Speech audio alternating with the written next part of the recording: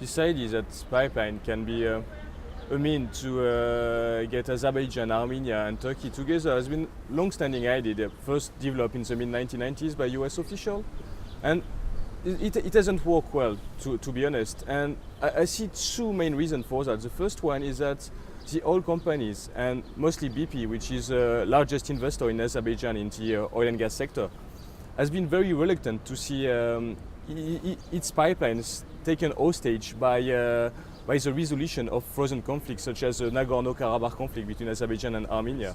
The other problem is that Azerbaijan, especially in the late 1990s and nowadays, is very reluctant to see its main assets on in the international scene, mostly oil and gas, going through Armenia. Azerbaijan is now developing a very balanced foreign policy, cooperating at the same time with Russia, cooperating also with the US, cooperating with the European Union, also cooperating in some ways with Iran. And Azerbaijan is really keen on its will to keep this balanced foreign policy. So I think Azerbaijan will keep its good relation with the US, with the EU, especially with the European Union, because the EU is a very good gas buyer. The interesting thing, and also surprising in some ways, about that is there have been very few corruption around the pipelines, because in order to implement the pipelines, such as the Baku-Tbilisi-Kars pipeline in the 2000s, the help of international financial institutions such as the World Bank or the International Monetary Fund was needed.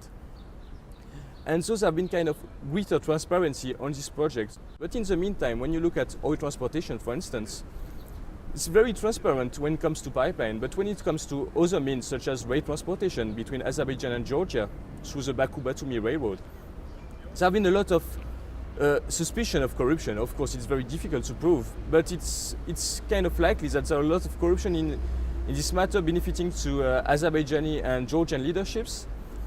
And so, if you will look at that, I mean, we could have hoped that pipelines will foster transparency and develop transparency regarding oil and gas business in the region. It has only developed transparency regarding pipelines issues. And when it comes to other issues such as oil and gas transportation, the corruption remains the same and remains high. So there is hope, but it's still an issue, and unfortunately the corruption is really endemic in this region.